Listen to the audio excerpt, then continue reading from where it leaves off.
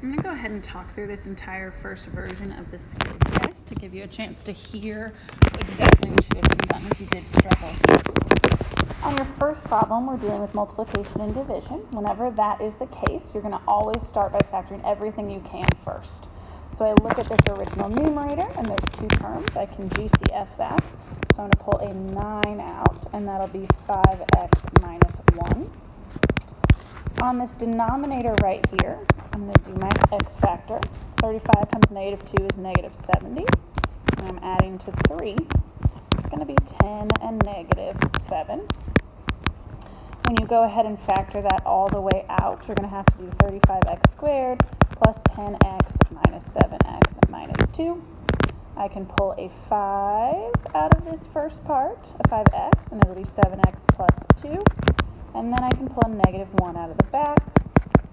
And so my denominator here is 5x minus 1 times 7x plus 2. You do have to keep going and factoring, so I'm going to erase this just so I have space.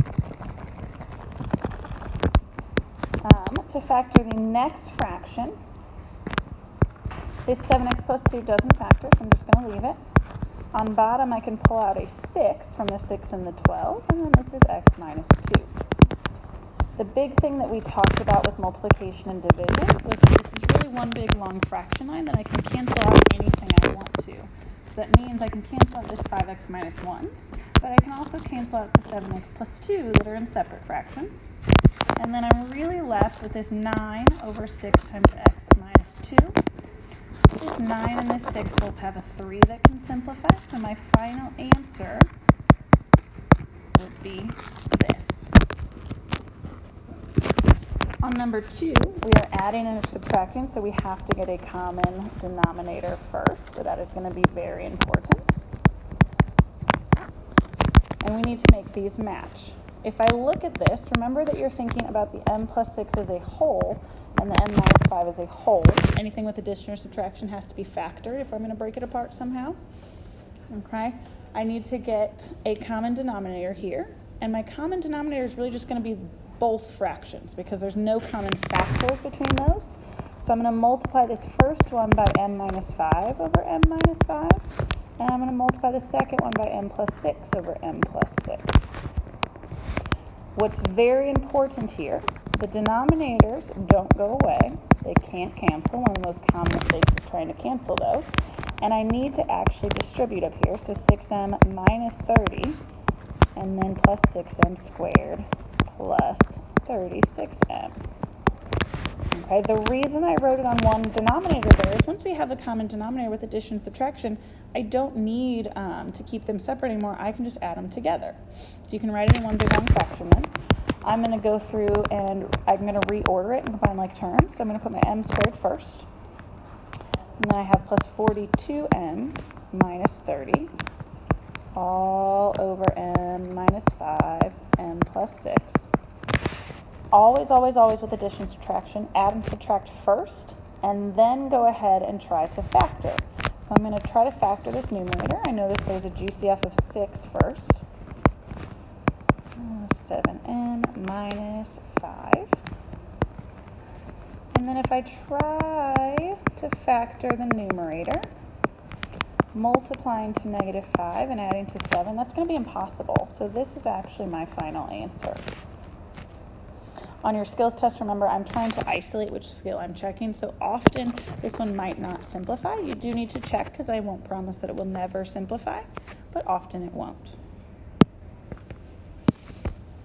Okay.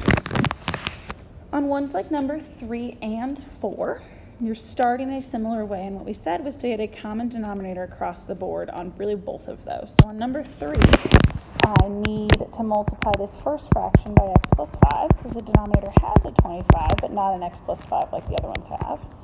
And I'm going to multiply the other ones both by 25 on top and bottom. What that gives me, let's see, I'm going to have x plus 5, I'm just going to write as x plus 5 squared for right now, over 25 times x plus 5 minus 125 over 25 times x plus 5 all over, I believe that's 625 over 25 times x plus 5. What we talked about back then when we did the chapter is we were going to then multiply our big fraction by that LCD. And what this does is it just cancels all of my denominators and leaves me with just the little numerators. This is where I am going to multiply out this x plus 5 squared. You could have done it originally. Again, I was just trying to save some space. We have to FOIL that, so be very careful that you get all three of those terms. Minus 125, then all over 625. Combining like terms. 25 minus 125 is negative 100. And then again, I can try to factor. Don't anticipate that all of these will. This one doesn't. And so that is my final answer. Okay. Last but not least on here, this last one again is very similar to the one we just did. We're going to start by getting an LCD. Two of them already match, so I just need the middle term to have a 4x on top and on bottom. So I'm going to multiply that on top and bottom by 4x. And what I will have is this. And then we use the fact that we can multiply both sides of the equation by whatever we want, and that will cancel all of my denominators. And we'll be left with just this, just the numerators. And now you're going to solve. So add 5, we get 6 equals 4x, and then x equals 3 over 2. Do check for your extraneous solutions by setting your denominator equal to 0. Here, my x cannot be 0, 3 halves is not 0, so I'm fine. The most common mistake, as I kind of mentioned before, is clearing your denominators on addition and subtraction when you're not supposed to. So you do get to clear your little denominators down here on 3 and 4, because mathematically there's a way to do that. In our complex, we're using our big fractions and our little at the same time. In our equations, we're using the fact that we have an equation, can we do things to both sides? In addition and subtraction, you should still have a denominator though. I'm going to go ahead and work out the second version also, in case that's one you have, or if you want to use this as practice, which is always an excellent idea. So number 1 here, again, this could be multiplication or division. If it was division, you would flip that second fraction. This one's not. But I'm going to go ahead and factor everything. So this numerator, I can GCF, so I'm going to pull out a 5m, and then this is 3m plus 4. In the bottom, I can pull out a 5, and this is 3m plus 4. The other denominator, you're going to have to do your x factor, multiply to negative 30 and add to negative 7. That's going to be negative 10 and 3. And you're going to factor it just like we did on the first one. And I'll tell you that you should get that. Then I'm going to go ahead and cancel. Again, remember, once you've flipped it, if you feel that you are dividing, you can cancel from anywhere you want. So these 3m plus 4s cancel. The 5s can cancel. But looking around, nothing else can. So it's going to be 5m on top, and then m minus 10n plus 3. It's not necessarily bad that it didn't go away a ton. Again, always check and make sure you simplify as much as you can. And if nothing simplifies out, you probably have an issue. On adding and subtracting, you need a common denominator again. And if you can, what I would suggest is to actually factor this. So I can pull a 3 out, and then this is just a plus 5. One thing, if you notice, you can simplify your fractions. So this one you can simplify and then keep going, and that may be easier. I'm going to talk about it the way of getting a common denominator just to make sure we've hit that as well. But do be aware, you can simplify actually both of these fractions right here and make your numbers a little smaller. You will get the same answer either way.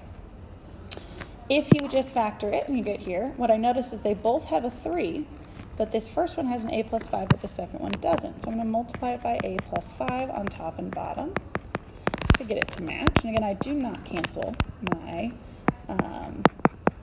denominators. When you add and subtract regular fractions, your denominators don't just go away. So we can't do that here. So I'm going to have 3a minus 6a squared from distributing that, and then minus 30a. And again, I'm going to rewrite it in order. Negative 6a squared minus 27a and combining those like terms. And then we do need to try to factor. So up top I can pull out a negative 3, and this will be a negative 3a. And this will be 2a plus 9 over 3 times a plus 5. And those 3's can cancel, and your answer is negative a times 2a plus 9 over a plus 5.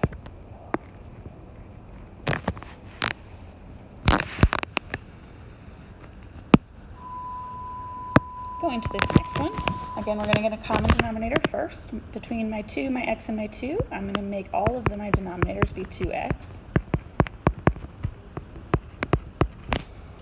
And so on top, I'm going to have x times x plus 4, which you can multiply out right there if you want to. Again, I'm not going to at first, but I will eventually.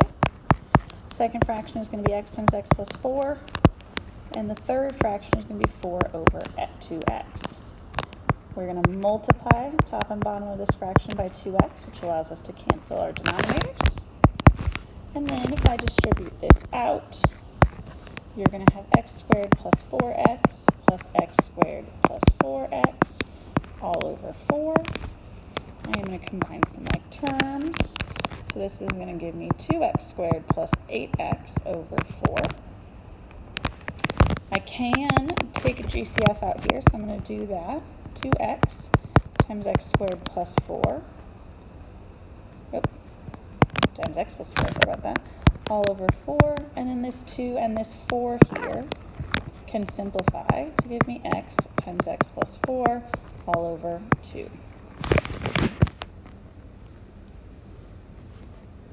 Okay, on this last one here, again, we're going to get a common denominator so that we can cancel it out.